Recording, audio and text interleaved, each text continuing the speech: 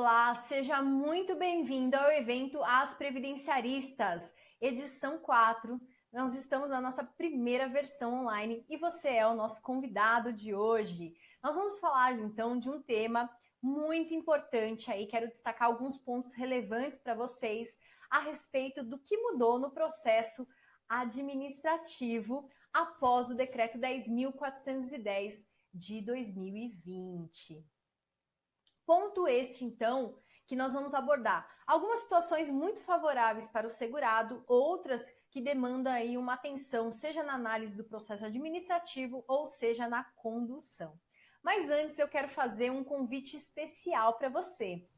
Se você ainda não conhece minhas redes sociais, entra lá no Telegram, tem um grupo com conteúdo gratuito sobre direito previdenciário. No Instagram também, todos os dias eu posto matérias relevantes, notícias, novidades, alterações legislativas e também lá no site glauciacordeiro.com.br. Então, se você ainda não me segue nas redes sociais, entra e vem fazer parte então desse grande grupo aí. Muito bem, então entrando aqui no nosso tema específico, quero lembrá-los que o nosso ordenamento jurídico ele é composto por diversas normas jurídicas, o que dificulta um pouco aí a nossa atuação. O INSS ele é campeão em editar memorandos circulares, resoluções, portarias. Então, todo dia a gente tem uma novidade nova, né? Uma novidade, uma nova legislação que a gente tem que aprender e observar como é que o INSS está aplicando, se está aplicando adequadamente. E nesse ponto, então, o que a gente passa a observar? Que o regulamento da Previdência Social, ele então foi alterado pelo decreto 10.410 de 2020. Nós temos então no nosso ordenamento um regramento, né? Nós estudamos, para quem fez direito, estudou a pirâmide de Kelsen, nós temos a Constituição Federal, a emenda à Constituição, as leis complementares, e nós temos ali outros regramentos, como a lei de benefícios, aí nós temos o regulamento da Previdência Social. O regulamento da Previdência Social, então, por ser um decreto legislativo, ele opera, então, nessa hierarquia das normas. Então, nós temos o quê? As normas que estão abaixo, elas devem o quê? Respeitar as normas que estão acima. Então, a Constituição Federal, né, mediante aí a reforma da Previdência, nós tivemos a emenda constitucional, ela deve ser referendada pelas demais legislações. Então, a lei de benefícios, ela terá que regulamentar o que foi trazido na Constituição, e o regulamento da Previdência Social nada mais é do que um regulamento que traz ali como o servidor deverá adotar, então, medidas na sua atuação de forma a respeitar a lei de benefícios, de respeitar essas outras legislações, a Constituição Federal, a emenda constitucional número 103. E nesse ponto, então, a gente precisa entender o que é o decreto legislativo. O decreto legislativo, então, está prevista lá na hierarquia das normas. Nós vimos ali aquela ordem prevista no artigo 59 da Constituição. E também nós vamos ver que o artigo 84 da Constituição determina ali os decretos legislativos. Então, compete, gente, né, o poder executivo, por meio do presidente da República, sancionar, promulgar e fazer publicar as leis. E também expedir decretos e regulamentos para sua fiel execução. Então, vejam, ele vai prever ali o quê? Atos no qual o servidor ele vai se pautar para bem aplicar a legislação existente. Então, a emenda constitucional trouxe um regramento diferente. O regulamento da Previdência Social, ele tem que ser atualizado. Então, por isso que nós tivemos uma atualização. Aliás, fazia muito tempo que o decreto 3.048 de 99, que é o regulamento da Previdência Social, não era atualizado. Então, várias atualizações mediante aí a alteração promovida pela Lei 13.846 de 2019, a própria emenda constitucional, a Lei 13.847 e vários outros regramentos que ainda não estavam atualizados no regulamento, agora foram. Então, o que a gente pode observar? Quando a gente fala de processo administrativo, o primeiro ponto que a gente tem que destacar, o INSS, ele é reconhecedor de direitos. Então, quando eu peço a concessão de um benefício ou a revisão de um benefício, o INSS tem todo um passo a passo, todo um regramento para que ele siga ali, né, o devido processo legal, contraditória, ampla defesa, oportunizar as provas, então a instrução probatória, a forma de decidir o processo administrativo, existe todo um regramento ali que traz a fiel execução e o cumprimento das leis. Mas o que a gente observa? Além desse processo administrativo de concessão, seja de uma revisão ou de um benefício, nós temos também outros processos. Por exemplo, o processo de uma apuração de irregularidade, no qual o segurado vai ter que se defender perante o INSS. Então, ou porque há um indício de irregularidade, há uma fraude, alguma coisa desse tipo, ou até mesmo porque há um erro material. O INSS, quando concede o benefício, pode se equivocar e ele pode rever, então, o seu ato em 10 anos, tudo bem? Lembrando que se houver fraude, má-fé, então se houve dolo, aí sim o INSS pode, a qualquer tempo, independentemente desse prazo decadencial de 10 anos, ele pode rever o ato, inclusive cobrar os valores recebidos indevidamente. Quando há boa-fé, né, a gente pugna sempre pelo quê? Pela não devolução desses valores, porque há boa-fé, houve um erro do INSS e não tem por que o segurado ali que teve um benefício auferido, que trata de uma questão salarial, na verdade de natureza, inclusive alimentar, não teria que devolver por conta dessa boa-fé. Nós temos até princípios envolvendo essa sistemática, mas não é o tema que a gente vai abordar aqui.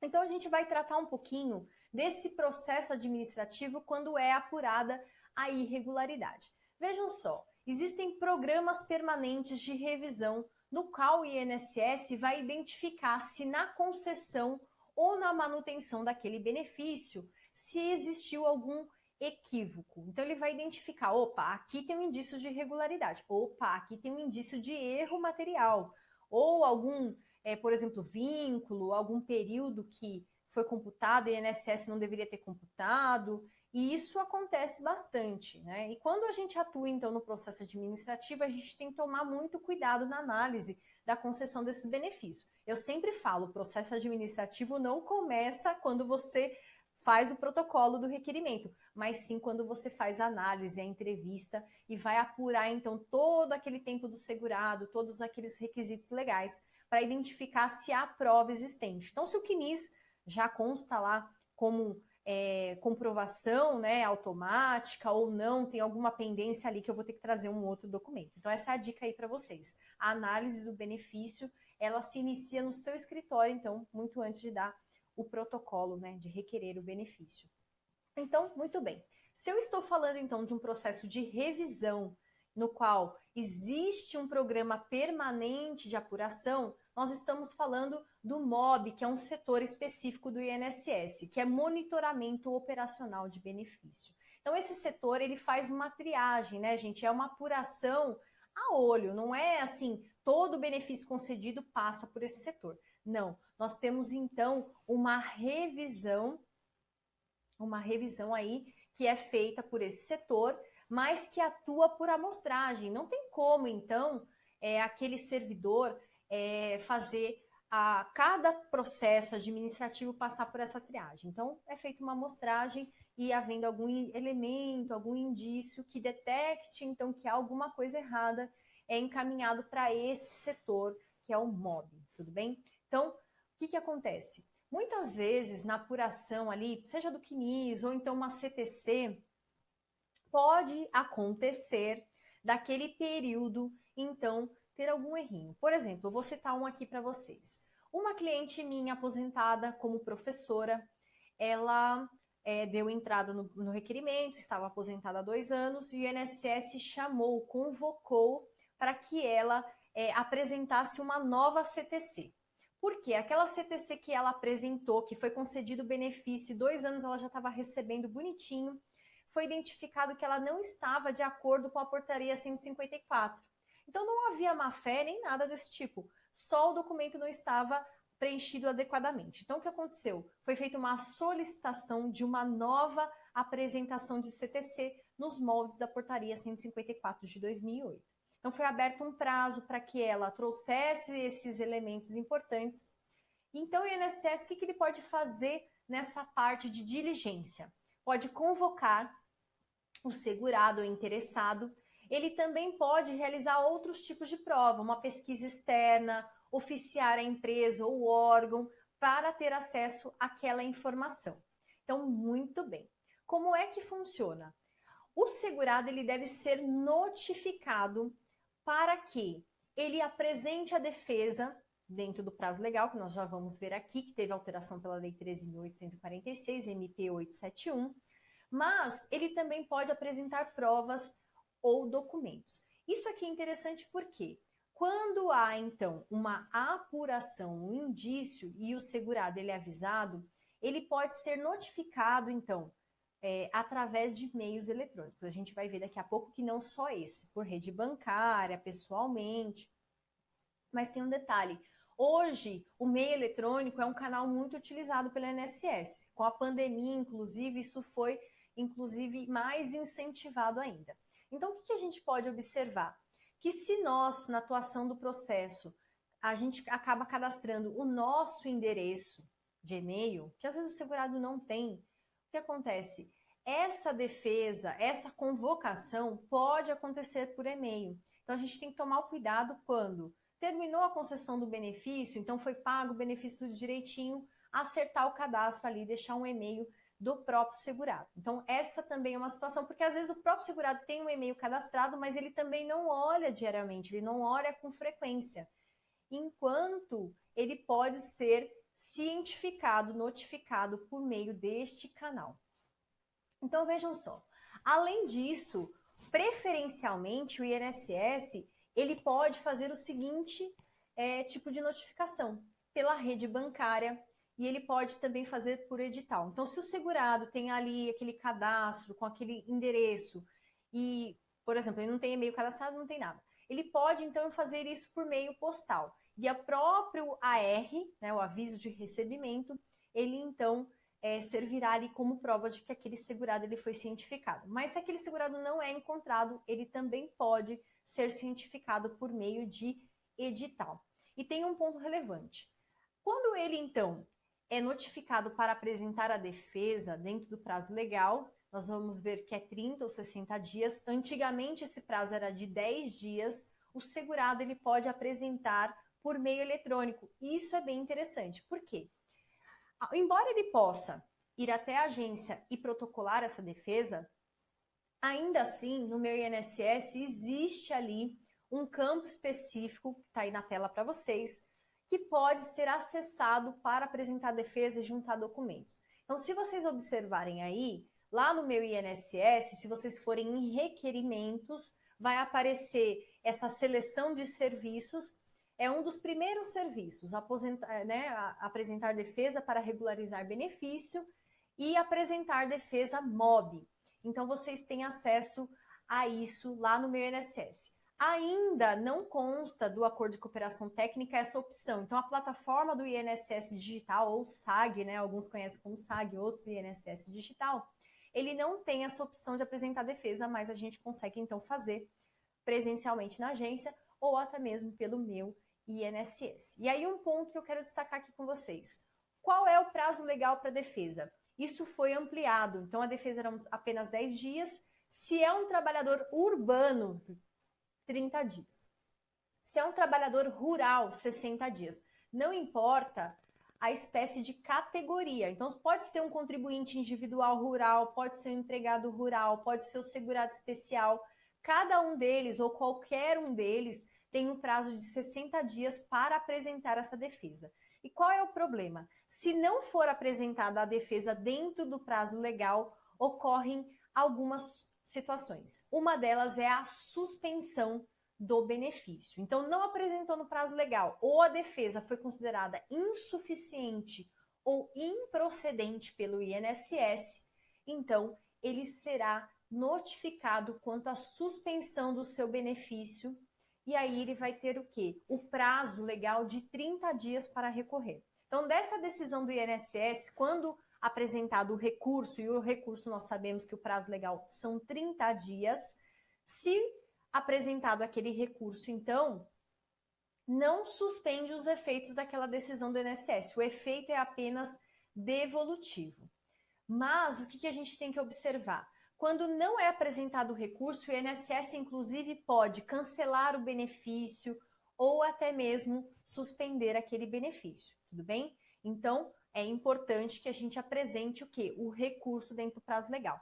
E tem uma situação que é bem interessante quando a gente fala aqui desse tipo de processo, porque o decreto 10.410, ele previu o quê? O bloqueio cautelar do benefício. Só que tem um porém, isso ainda não foi regulamentado, depende ainda de regulamentação, mas quando houver, então, uma apuração de irregularidade ou fraude, e essa regularidade for operada pela coordenação, então, da Secretaria do Trabalho e Previdência Social, pode acontecer esse bloqueio cautelar. E o que consiste esse bloqueio? O bloqueio, gente, é um comando automático do banco para suspender o pagamento. Então, não é que fica suspenso o pagamento, é bloqueado aquele valor. Então, é como se fosse emitida a ordem de pagamento, mas esse bloqueio dos valores a pessoa não pode levantar. Então, quando houver indícios suficientes de que há alguma irregularidade ali e tendo em vista, então, o dano que isso pode prejudicar o erário, pode então haver esse bloqueio automático. Porém, o processo administrativo ele tem um prazo de 30 dias. Então, da apuração ali do bloqueio, tem 30 dias a decisão. Vamos supor que o INSS não consiga decidir dentro desse prazo legal de 30 dias. O que acontece? O desbloqueio automático do benefício. Então, isso aqui é uma informação importante. Então, o desbloqueio acontece de forma automática. E o que acontece? Se o segurado, então, apresentar defesa e ela pode ser procedente ou parcialmente procedente, tranquilo, vai resolver a situação. Mas se for, então, improcedente, o que vai acontecer? Naquela hipótese, então o INSS vai notificar aquela pessoa para que ela apresente ali o recurso dentro do prazo legal, tudo bem? Mas então a gente tem essa situação. E quando for apurada pela coordenação, então vejam que é de cima para baixo, né? Então quando for apurado pela APS, não existe esse bloqueio cautelar. Isso ainda será regulamentado, mas a gente tem que começar a observar que pode haver então esse bloqueio parcial aí dos valores, tudo bem? E o que a gente tem que deixar aqui bem relevante para vocês, né? Destacar. Quando então a gente às vezes é contratado para atuar nessa fase recursal em que houve esse bloqueio ou que houve esse processo de permanente aí de revisão do INSS, também na via recursal existe uma prioridade de tramitação. Então, quando o Conselho de Recurso recebe esses processos que são objeto de cancelamento, suspensão ou até mesmo de bloqueio, ele deve, então, no prazo de 60 dias, decidir esse processo, julgar esse processo. Essa previsão legal está no artigo 31, no parágrafo 5º do Regimento Interno, que é a Portaria 116 de 2017. Então, essa prioridade aí, ela existe e vocês podem utilizar, então, quando apresentam a defesa. Então, relevante destacar isso aí, porque é uma inovação, nós não tínhamos essa possibilidade do bloqueio cautelar, então fica aí para vocês essa novidade, depois a gente vai ver como que isso será regulamentado efetivamente pelo INSS. Mas quando a gente fala então do processo de concessão de benefício, nós temos que lembrar que o processo administrativo tem algumas fases, e essas fases são importantes, elas devem ser então respeitadas. Nós temos a fase inicial do processo, que é uma fase em que nós requeremos o benefício, apresentamos requerimentos, apresentamos as provas documentais e aí nós passamos por uma fase instrutória. Toda vez que na fase instrutória existia ali uma falta, uma insuficiência de documentos importantes para a comprovação daquele fato, nós temos então alguns meios de prova adequados. A justificação administrativa, a pesquisa externa, nós temos então elementos importantes probatórios, que muito embora o INSS ele indefira ou às vezes nem se manifeste nos nossos pedidos, nós sempre temos que projetar então a projeção dessas provas na via recursal. Por quê? A via recursal é um momento adequado que nós temos inclusive para apontar e levantar nulidades. O INSS, por exemplo, não oportunizou uma prova, é o momento que a gente pode pedir a conversão daquele julgamento em diligência. Então, isso aqui é ouro. Se nós, não sei se você aí que está me ouvindo agora, se você costuma atuar na fase recursal administrativa no INSS, né, no Conselho de Recurso da Previdência Social, mas é um caminho bem interessante para o advogado receber ali em tempo muito mais rápido do que no Poder Judiciário e com decisões muito mais favoráveis, inclusive até do que a própria agência do INSS e até mesmo do que o Poder Judiciário. Então é importante a gente conhecer a matéria e conhecer o Conselho de Recursos. Nós temos lá 3 conselheiros que julgam na sessão e eles vão, então, determinar ali se aquele direito foi respeitado. Nós temos o princípio da concessão do melhor benefício que o segurado faça jus e eles observam esse princípio que está previsto lá no enunciado número 1 do Conselho de Recurso da Previdência Social. Nós temos a renovação dos enunciados, ele era o enunciado 5, passou então para o enunciado número 1. Bom, então é importante a gente destacar aqui no processo administrativo pontos que foram alterados e que merecem destaque na nossa análise quando o segurado chega até o escritório, né, o nosso cliente. O primeiro ponto aí é com relação ao trabalho intermitente. O trabalho intermitente, ele tem períodos de atividade e inatividade. Aquele segurado, ele pode ali trabalhar 3 dias no mês, depois, né, trabalha depois de 2 semanas, trabalha mais 3 dias. Então, nós não temos essa constância, né? Nós temos o vínculo de trabalho, claro, é um empregado, né, exercendo trabalho intermitente. Porém, nessa situação, se o segurado ali não atingir aquele limite mínimo legal, ele terá um problema. Então, eu vou colocar o slide aqui de novo na tela para vocês. O segurado, então, ele pode... Vou só voltar um slide, só um minutinho.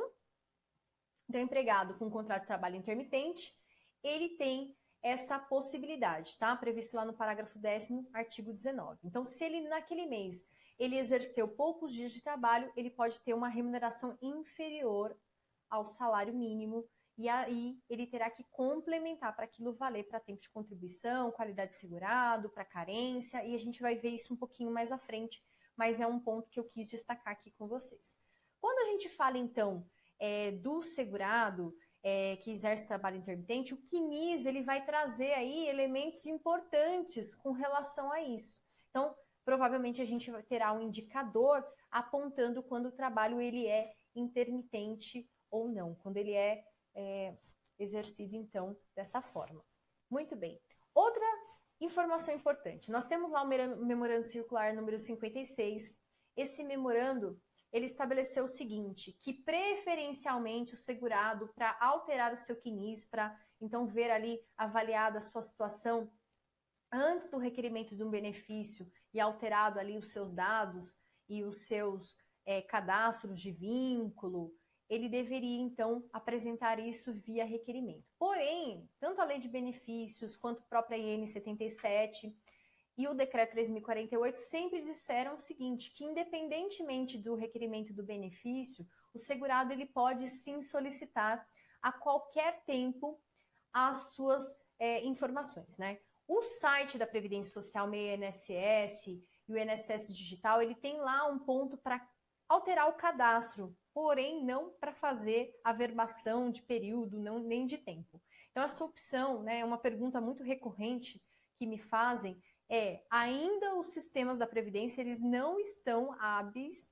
a fazer essa alteração à distância. Então, nem pelo meu INSS, nem pelo INSS Digital SAG, nós conseguimos fazer essa alteração à distância remotamente. Então, isso ainda na agência da Previdência Social também não tem sido oportunizado. Então, às vezes é importante fazer um habeas data para poder retificar essa informação antes de solicitar um benefício. Muitos advogados ou até muitos segurados entram com requerimento do benefício mesmo sem ter direito, só para que seja regularizada a situação. Esse não é o melhor caminho, porém é um caminho também. Quando a gente fala então do CNIS, nós temos sempre que o segurado ele deve fazer a prova do seu direito. Mas o que a gente pode observar é que existe um ônus grande com relação ao segurado, e aqui quando a gente fala do CNIS, é importante a gente destacar o seguinte, que o artigo 19F traz justamente a situação. Então, não afasta a obrigação do segurado né? Muito embora o INSS tenha que promover a instrução dos requerimentos, a instrução do processo, não afasta a obrigação do segurado apresentar a documentação. E aqui eu quero destacar a parte final desse artigo com vocês, que é o seguinte: principalmente em relação aos fatos que não constem da base de dados da Previdência Social. Por que eu quero destacar essa parte final para vocês? Quando está lá no CNIS, mesmo que tenha um indicador, por exemplo, de extemporaneidade, ou algum indicador ali na remuneração, ainda assim o INSS tem aquela informação. Então ele deve fazer o quê? Solicitar outros documentos para o segurado. O problema é quando não está em lugar nenhum e o servidor ele não tem essa informação. Então, cada vez mais fica mais importante o fato do segurado estar acompanhado de alguém que seja especialista na área, que conheça, que entenda especificamente de como é feito, de como é conduzido um processo administrativo. Então, o que a gente passa a observar? Que esse ônus ele fica maior com relação ao segurado. Então, quando não tiver nenhum elemento ali de prova, é importante que a gente traga esse elemento de prova no primeira oportunidade, no primeiro momento em que a gente conduz aquele processo. Muitas vezes a gente dá a entrada na concessão, mas em muitos outros momentos, e acho que é a grande maioria das situações, nós entramos quando o processo já está em curso, no recurso, ou mesmo o INSS ali não concedeu algum direito, uma revisão, então o segurado vem atrás da gente nesse momento. Então, cada vez mais vai ser importante quando a gente ingresse no processo administrativo, no primeiro momento a gente já traga todos os elementos do processo. Então, por exemplo, o segurado precisa de um documento relevante para provar o seu tempo especial, o PPP. Então, eu não tenho esse documento, o segurado também não tem esse documento, mas ele falou, olha, eu já solicitei, doutor, esse documento e eu não consegui, a empresa não me forneceu. Então, o que a gente vai fazer? Antes mesmo de dar a entrada, a gente já vai provar isso. Olha, a gente solicitou esse documento, foi feita uma notificação extrajudicial para a empresa e mesmo assim o empregador não forneceu. Então, eu vou juntar esse comprovante para que o próprio INSS ele seja obrigado, por exemplo, por um meio de uma pesquisa externa, uma justificação administrativa, um ofício à empresa, que ele mesmo solicite, né, com esse poder de fiscalização, aquele documento. Por quê? Nós vamos ver que algumas situações que se alteraram no decreto, elas podem vir a prejudicar, inclusive com relação ao recebimento dos atrasados. Então, se a gente não se atenta a essas particularidades, esse ônus que foi imposto aqui ao segurado, ele acaba afetando inclusive a data de início do benefício, a data de entrada do requerimento, porque o INSS vai ter uma margem maior para fazer essa alteração. Então vejam só, quando a gente fala aqui do CNIS, o que está lá no CNIS é importante e o servidor teve acesso. Então eu vou inclusive dizer para o INSS, isso aqui não é elemento novo, o INSS tinha, o servidor tinha acesso a essa informação no CNIS. Embora estivesse extemporâneo, embora estivesse o valor do salário, né, vamos supor que é um intermitente, o salário de contribuição estivesse abaixo do mínimo, o INSS tinha o dever de fazer o quê? Olha, você precisa complementar, olha, você pode agrupar, você pode utilizar o excedente de uma contribuição numa outra contribuição, que é um exemplo que eu estou trazendo aqui para vocês e a gente vai destacar mais à frente, mas eu tenho ali elemento suficiente. Agora, quando eu não tenho nenhum elemento que não está no CNIS, né, a carteira ali está falha, então eu preciso trazer no primeiro momento que eu adentrar ali no processo administrativo. E olha só o que trata o artigo 19b, vou pôr aí na tela para vocês. Caso os documentos apresentados não sejam suficientes para a comprovação de atividade, vínculo ou remuneração, estes poderão ser corroborados por pesquisa externa, na forma prevista do parágrafo 5º, ou justificação administrativa. Então, são dois meios aí importantes de prova. A justificação administrativa sofreu uma alteração bem legal, bem importante, que é no seguinte sentido. Antigamente, era necessário, no mínimo, 3 testemunhas. Se o segurado não tivesse as 3 testemunhas, o que acontecia? Não se processava a JA. A JA é um procedimento que ela não pode ser feito apartado, funciona como se fosse uma audiência para a oitiva da testemunha, e é mais ou menos como é no Poder Judiciário mesmo. A testemunha é ouvida, inclusive o advogado ou a parte pode fazer pergunta, né, e o próprio servidor do INSS, para que seja extraído ali os fatos necessários à comprovação daquele fato previdenciário que você pretende demonstrar. Então, quando é que eu utilizo a JA? Eu utilizo quando eu tiver um início de prova material, então eu preciso ter um início de prova documental, preciso ter alguma coisa. O mínimo 2 testemunhas, no máximo 6 testemunhas, e então eu preciso justificar, mostrar de forma clara, especificando o porquê que aquela prova é importante para comprovar qual fato. Isso aqui eu já faço na minha própria petição inicial. Então eu já trago lá na minha petição de requerimento já por que eu quero produzir a JA, ou por que eu quero produzir uma pesquisa externa. Então, aqui é um ponto bem relevante para nós advogados. Inclusive, a gente pode produzir esse tipo de prova naquele processo que nós falamos de apuração de irregularidade. Então, vejam o que trata aqui o artigo 22, no parágrafo 4º. Caso o dependente só possua um dos documentos a que se refere o parágrafo 3º, produzido em período não superior a 24 meses. Então, quando eu estou falando ali de um dependente que quer fazer prova, seja ali relação parentesco, por exemplo, um companheiro, uma pensão por morte, e eu tenho um documento ali que é insuficiente. Ele trata que pode, então, aquele fato, aquela circunstância, ser provada por meio de uma justificação administrativa, seja um vínculo, seja dependência econômica. Então, quando forem insuficientes aqueles documentos e não conseguir trazer um dos documentos elencados, poderá então produzir a justificação administrativa. São ferramentas importantes que nós temos de instrução probatória. Outro fato que eu quero destacar aqui com vocês é o seguinte: quando então se tratar de uma questão que o interessado ele apresente então ali um documento, e ele ainda não seja suficiente, porque existem algumas possibilidades que o INSS exige 3 documentos. Inclusive, com relação à união estável, o INSS diminuiu, exigindo o quê? 2 documentos apenas. Então, naquele dia em que o INSS marcar para ouvir aquelas testemunhas, então, se for homologada aquela justificação administrativa, se ela for autorizada, aliás, o INSS, então, vai inquirir aquelas testemunhas na data, horário marcada. E aí, quais são os pontos que serão adotados? Serão adotados perguntas sobre os pontos controvertidos. Então, sempre quando a gente vai para uma audiência de instrução e julgamento lá no Poder Judiciário, a gente não faz um roteiro de audiência com as perguntas que a gente vai fazer para a testemunha, a gente anota ali alguns pontos específicos importantes. A mesma dica eu dou aqui para justificação administrativa. Então, se a sua testemunha vai ser ouvida, e ela pode ser ouvida inclusive na agência mais próxima da residência dela, é importante que você tenha ali um roteiro.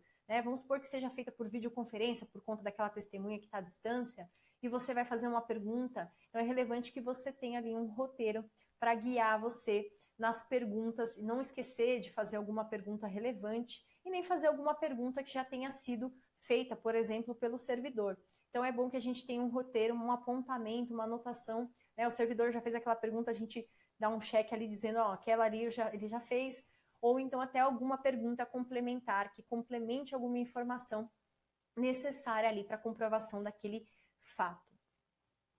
Então, a justificação administrativa, ela está prevista lá no artigo 145 do Decreto 3.048 de 99, que foi atualizado agora, então em número não inferior a 2, nem superior a 6, ok? E aí, a gente sempre vai levar o quê? As testemunhas que tenham um condão do seu depoimento, levar a convicção favorável à concessão do benefício. Então, a gente sempre vai levar aqui testemunhas que saibam sobre os fatos que a gente pretende provar. Não adianta levar 2 testemunhas que não saibam, tudo bem? Então, pode ser levado no mínimo 2, no máximo 6 testemunhas para cada fato que você queira provar. Então, destaquem isso bem no processo de vocês. Agora, eu cheguei num ponto relevante que demanda aqui uma boa atenção da gente. Artigo 176, parágrafo 6º. O que traz para a gente esse artigo 76? Quando houver, então, um processo que vise o reconhecimento de um direito para a concessão de um benefício, o INSS ele vai levar em consideração que o momento em que foi juntado aquele documento. Então, quando o segurado ele traz uma informação para o processo administrativo que é posterior à decisão do INSS, lá no parágrafo 6º desse artigo 176, ele traz a seguinte situação, que aquele documento novo, aquele elemento novo, então, apresentado após a decisão administrativa, ela vai fazer um novo marco no processo. Então, vai ser alterada a data de entrada do requerimento com base naquele elemento novo juntado. Então, vamos supor que você foi contratado para atuar na fase recursal, o segurado, ele foi sozinho no INSS e ele colocou lá no sistema do INSS, naqueles formulários que a gente preenche, tem uma pergunta lá dizendo se o segurado exerceu atividade militar, se ele tem tempo especial, se ele tem tempo como trabalhador rural. E aí vamos supor que ele colocou lá a informação que ele tinha tempo especial. Mas no processo administrativo, o que foi solicitado para ele? Os documentos normais, não foi solicitado PPP, não foi solicitado nada disso. O INSS tinha ciência de que ele tinha tempo especial? Tinha. Por quê? Porque tem uma pergunta lá, tem então um campo que foi preenchido dizendo que ele tinha direito a tempo especial. O que o INSS deveria ter feito? Ter aberto uma carta de exigência para que aquele segurado trouxesse aquele elemento para o processo. Então, quando o segurado te procura, ele fala, olha, doutora, eu não juntei isso, você fez análise da cópia do processo e falou, nossa, então está faltando aqui o PPP, é documento imprescindível de análise. E aí você lê esse artigo 176, parágrafo 6º, e fala, e agora? O INSS vai reconhecer esse documento como um documento novo, porque eu só estou juntando agora, após a decisão. Gente, nós precisamos destacar o que é documento novo, o que é elemento novo e o que não é elemento novo. Para mim, esse PPP juntado após a decisão não é elemento novo. Por que não é elemento novo? Porque o INSS tinha ciência que aquele trabalhador poderia ter direito a uma aposentadoria especial ou reconhecimento de um tempo especial, porque ele preencheu o formulário e mesmo assim o servidor não foi diligente e solicitou por meio de uma carta de exigência que ele apresentasse esse documento. Então esse elemento não é novo, porque tem essa informação do tempo especial. A gente sempre tem que lembrar que na condução do processo administrativo, o servidor não só tem o dever de conceder o melhor benefício, ele tem o dever de orientar nesse sentido. Então, lá na IN 77, artigo 687, e também no enunciado número 1 do Conselho de Recursos da Previdência Social, que foi atualizado, é o antigo enunciado número 5, né, que agora é o 1, nós temos essa previsão legal. Então, o servidor, ele deveria oportunizar para aquele segurado trazer aquele documento. Então, isso não é elemento novo, não. O servidor já tinha ciência. Então, o que a gente tem que passar a destacar após a leitura desse artigo 176, parágrafo 6º? Elemento novo é um fato que não estava existente. O servidor não tinha condições de saber que aquilo poderia impactar na concessão do melhor benefício para o segurado. Agora, por exemplo, lá no CNIS tem uma informação IEAN, que é informação, indicador de exposição a agente nocivo. Bom, no CNIS tinha informação. Por que o servidor não solicitou aquele documento? Então, mesmo que o segurado não tenha trazido o PPP, já tinha esse elemento no processo. Então, não é elemento novo. Então, não vou mudar ali a data da DER. Então, vejam só. Nesse caso, eu vou voltar Nesse caso específico, vejam só, o reconhecimento do direito, então, não, benefício com base em documento apresentado após a decisão administrativa proferida pelo INSS, considerará como a data de entrada do requerimento a data da apresentação do referido documento. Então, a gente sempre vai ter que discutir essa questão. Não é elemento novo. Olha o que trata o parágrafo 7º, que é importante a gente destacar. O disposto nesse artigo aplica-se aos pedidos de revisão e recursos fundamentados em documentos não apresentados no momento do requerimento administrativo. E quanto aos seus efeitos financeiros, aplica-se o disposto no parágrafo 4º. O que trata esse parágrafo 4º do artigo 347? Trata justamente de alocar a data de entrada do requerimento alocar a data, então, de entrada do requerimento para data futura, quando foi juntado o documento. E isso afeta o quê? O recebimento dos atrasados. Porque vejam, se a data de entrada do requerimento foi na data em que o segurado agendou, que o segurado protocolou o requerimento, quando ele apresenta um documento lá na fase recursal, o INSS aloca essa data para quando? Para quando foi juntado esse novo documento. Então, os efeitos financeiros começam a fluir a partir de quando? Somente a partir desse novo documento. Então, a gente tem que destacar isso aí. Não é elemento novo, porque o INSS tinha ciência, ele deveria abrir a carta de exigência e não o fez, tá? E isso é um argumento importante para que a gente possa combater essa previsão legal contida que vai prejudicar, sim, o segurado. Outro ponto que eu quero destacar aqui para vocês. O artigo 153A, ele trouxe ali que as concessões de aposentadoria requeridas a partir do dia 14 de novembro de 2019, quando o segurado, então, ele tiver ali um tempo relativo à função, a cargo ou a emprego público, o que o INSS vai considerar? A partir da emenda constitucional, nós temos um novo dispositivo que diz que o vínculo empregatício, então, dessa função pública, desse cargo, se foi utilizado tempo na aposentadoria relativa a esses cargos, o INSS, então, quando da concessão da aposentadoria, ele vai informar o empregador para que haja o quê? O rompimento desse vínculo, desse cargo, dessa função. Então, qual que foi o marco adotado ali pelo decreto 10.410? Ele entendeu que os requerimentos, então a data de requerimento é o ponto-chave. Então, para quem requereu o benefício até dia 13 de novembro de 2019, aproveitaria-se então o direito adquirido e não haveria o rompimento desse vínculo, desse cargo, dessa função. Então, por exemplo, se o segurado trabalhava num banco, no correio, né, numa empresa pública, por exemplo, nós temos uma sociedade de economia mista, e ele requereu a aposentadoria até o dia 13, e ele tinha ali o direito adquirido, então isso não vai afetar o rompimento daquele vínculo. Porém, se for requerido a partir do dia 14, haveria então a comunicação para o empregador para que houvesse o rompimento desse vínculo. Qual que é o problema que nós temos aqui? O direito adquirido, gente, ele trata-se justamente, uma vez adquirido e implementados os requisitos legais, o que acontece? Não importa quando o segurado venha a exercer aquele direito. Independentemente da data, aquele direito adquirido ele será respeitado. O que a gente observa aqui é que houve uma violação. Por quê? O fato aqui que foi trazido pelo INSS como marco para rompimento ou não rompimento do vínculo foi a data de entrada do requerimento. Então, se eu já adquiri todos os requisitos legais para aposentadoria até dia 13 de novembro de 2019, mas eu não exerci esse direito até o dia 13, e eu venho exercer hoje o meu direito, o INSS vai falar, olha, aqui tem rompimento do vínculo porque você requereu a partir do dia 14.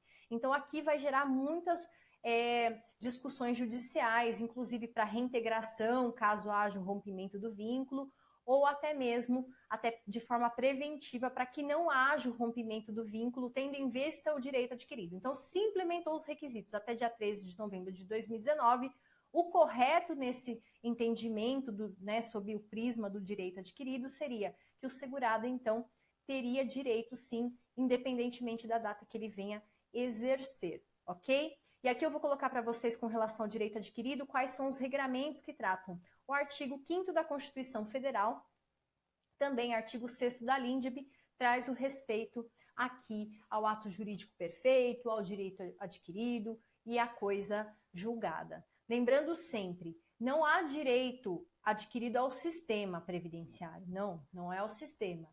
É sim ao direito que eu já posso exercitar em qualquer momento. Então, a gente lembrando aqui, quando há uma aposentadoria, um benefício, nós temos a hipótese de fato gerador. Qual que é a hipótese de fato gerador? Implementar todos aqueles requisitos. Se for uma aposentadoria por idade, ter a idade, por exemplo, ter a carência para o benefício. Então, uma vez implementado, eu posso exercitar aquilo a qualquer tempo. Não é o que trouxe esse artigo 153A, portanto, nós temos aí essa questão.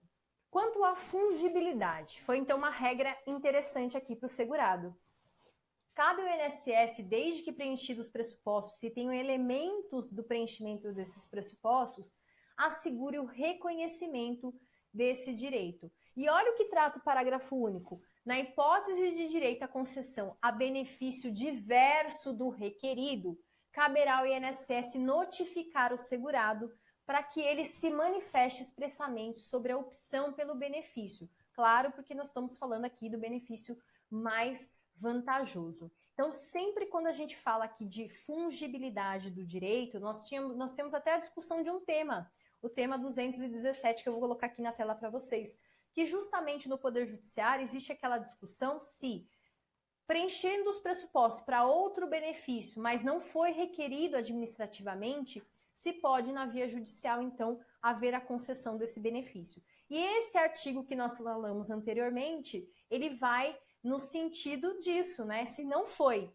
requerido, porém, existe ali elementos que podem levar à convicção daquele direito, o INSS pode sim, né, diante desse princípio máximo do sistema previdenciário, que é a concessão do melhor benefício, poderia, então, nesse caso, conceder sim, desde que preenchido ali, demonstrado naquele processo. Então, é um fato interessante para nós advogados.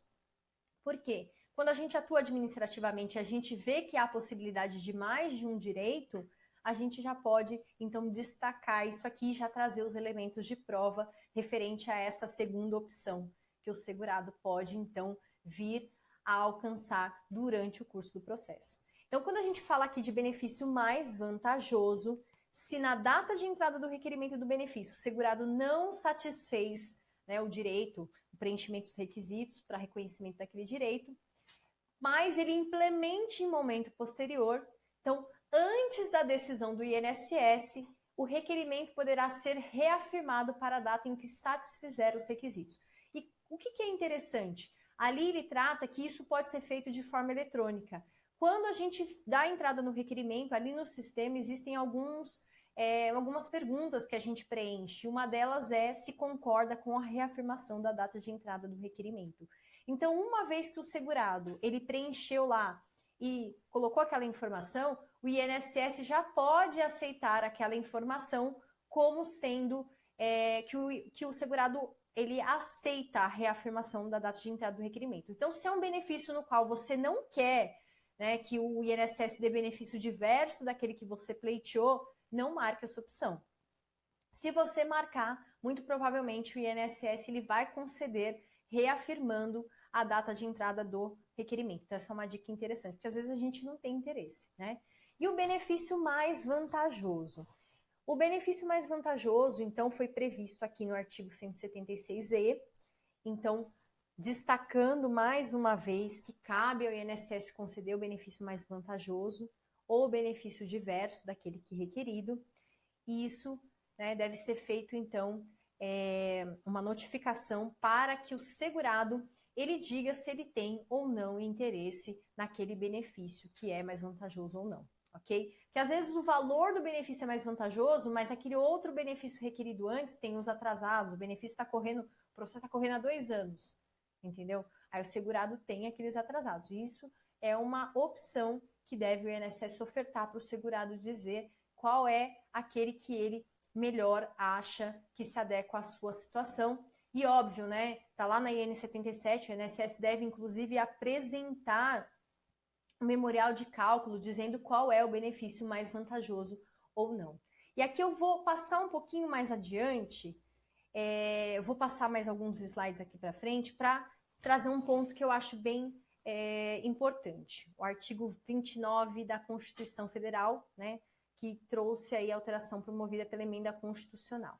Então, quando o segurado ele contribuir de uma forma que aquele valor seja inferior ao limite mínimo mensal, e qual o limite mínimo mensal é esse? É o salário mínimo. Então, as contribuições, independente agora de qual é o tipo de segurado, qual categoria, se ele é individual, se ele é empregado, se ele é doméstico, se ele é trabalhador avulso, se ele recolher, então, no patamar abaixo do salário mínimo, o segurado ele vai ter ali uma série de situações que podem prejudicá-lo.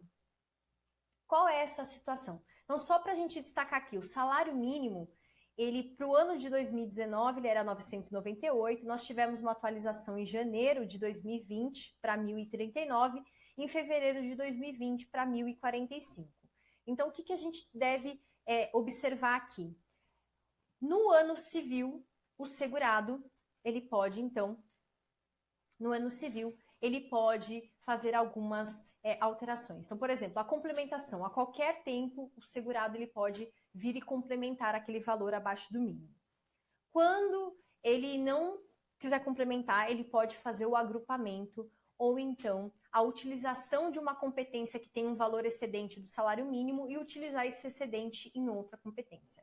Eu trouxe aqui para vocês porque o agrupamento e também a utilização do excedente em outra competência, ela só pode ser feita entre o ano civil. Provavelmente o INSS fez isso para facilitar, porque imagine, o salário mínimo ele muda. Então imagine ele fazer essa compensação de um ano para o outro. Para não dificultar, ele disse que a utilização e esse reajuste feito aí pelo agrupamento pode ser feito em contribuições do mesmo ano civil. Então trouxe um exemplo porque foi muito pedido aí por vocês, tendo em vista que essa alteração vai afetar muitos segurados. Então, vamos lá. A complementação. Claro, o segurado vai ter que recolher o acréscimo legal, os juros, né? Mas ele pode, então, complementar até atingir o mínimo legal. Na utilização, então, ele vai pegar o valor de uma competência que excede o salário mínimo e jogar para aquele mês em que é inferior ao salário mínimo. E o agrupamento, ele vai pegar aqueles meses que estão todos abaixo do mínimo, juntando para formatar pelo menos uma. Com relação aqui, quais são as consequências, gente? Não é validado para nenhum fins, nem para carência, nem para qualidade de segurado, nem para tempo de contribuição, nem para fins de salário de contribuição. Por isso que é tão importante, eu destaquei aqui para vocês, para a gente finalizar. E aqui eu quero exemplificar para vocês, antes da gente encerrar aqui a nossa conversa, o nosso papo, né, às previdenciaristas, eu quero trazer um exemplo. Então, por exemplo, na utilização, quando aqui o segurado tem competência de fevereiro, março e abril de 2020. Se vocês observarem, fevereiro de 2020 supera o salário mínimo, 1.545, né? O salário mínimo é 1.045. Então, ele tem ali R$500 que excede o salário mínimo, certo? Então, o que ele pode fazer? Esse excedente ele pode utilizar numa outra competência. Lá em março, ele também tem um valor acima do salário mínimo, 1.200. Então, ele tem ali um jogo de cintura de R$155 que ele pode utilizar em uma outra competência. Se vocês observarem abril foi inferior ao salário mínimo, apenas R$420. Ou seja, o que ele pode fazer? Ele pode pegar, então, valores do mês de fevereiro e valores do mês de março, que excederam R$1.045, e jogar, então, para abril. Então, olha lá, eu peguei R$470 do mês de fevereiro e joguei para abril. Peguei R$155 do mês de março e joguei para o mês de abril. E ali ele conseguiu atingir o somatório de R$1.045. Então, ele vai ter ali naquele mês, naqueles 3 meses, computando como salário de contribuição. Então, é possível que seja feito dessa forma. Bom, então vejam, nesse caso ele pega um mês ali que é excedente e joga no mês anterior. Agora, e o agrupamento? O agrupamento consiste o quê? Em juntar. Então eu tenho 3 meses ali, 3 meses. Esses 3 meses, nenhum deles atingiu o salário mínimo, não vai ser considerado para nenhum fim, nenhum fim. Então o que eu faço? Eu agrupo. Se eu agrupar aqui 200 do mês de abril, 300 do mês de março, e 545 do mês de fevereiro, agrupando esses 3 meses, ainda assim eu consigo o quê? Computar um mês ali para fins de salário de contribuição, de carência, qualidade de segurado. E esses meses que eu utilizei, depois ele pode fazer a complementação? Pode sim. E eu posso usar, como vocês viram, mais de um mês para agrupar e formatar outro mês, ou até mesmo na utilização. Eu posso pegar o excedente de mais de um mês ali de competência de recolhimento para poder acrescer e formar ali o salário de contribuição. Bom, gente, eu quero agradecer imensamente a presença de vocês nesse evento, que é um evento fundamental aqui de As Previdenciaristas. Quero destacar aqui para vocês que Também o dependente pode fazer essa regularização que nós tratamos aqui, desde que ele faça até o dia 15 de janeiro do ano subsequente, né, ao óbito. Tem uma discussão grande aqui, porque depende do óbito, da data do óbito, o segurado vai ter poucos dias ali para regularizar, o dependente tem poucos dias para regularizar, ou dependendo ali da data do óbito, se for mais distante, ele vai ter quase 1 ano e 15 dias para regularizar. Então, a gente tem aqui uma diferenciação entre os dependentes. E antes, para a gente finalizar, quero agradecer a presença de vocês. Nosso papo aqui nas Previdenciaristas foi demais. Espero que eu tenha conseguido contribuir bastante para vocês aí no processo administrativo. Claro, a gente poderia falar muito mais sobre o processo administrativo aqui, mas eu espero você em outras oportunidades, na pós-graduação do Legale, né, que você acompanhe as minhas redes sociais, vou deixar aqui para vocês, Telegram, grupo, o Instagram, glaucia.cs, entrem lá, se inscrevam, e quero deixar uma mensagem final aqui de agradecimento para vocês. Então, advogar, gente, é uma arte. Não é fácil advogar, a gente mata muitos leões por dia. Mas o que eu quero dizer aqui para vocês, que advogar na área previdenciária é uma arte porque envolve muito conhecimento, envolve técnicas, envolve estratégias, envolve uma advocacia humanizada, a compreensão das relações sociais, do direito, das pessoas, né, do nosso cliente, do juiz. Mas é uma arte que ela é construída, lapidada e reforçada dia após dia após dia. Então, aqui, né, nas previdenciaristas, o que a gente quer deixar aqui para vocês, que é isso que é ser previdenciarista. E é isso que a gente passa aqui, a ideia, né, desse evento. Então, a gente quer contribuir com vocês para que cada dia vocês possam melhorar a advocacia e a gente também, como professor, aprende muito com vocês. Meu grande abraço, meu grande beijo e a gente se vê, então, numa outra oportunidade para falar muito mais sobre processo administrativo e sobre direito previdenciário. Tchau, tchau.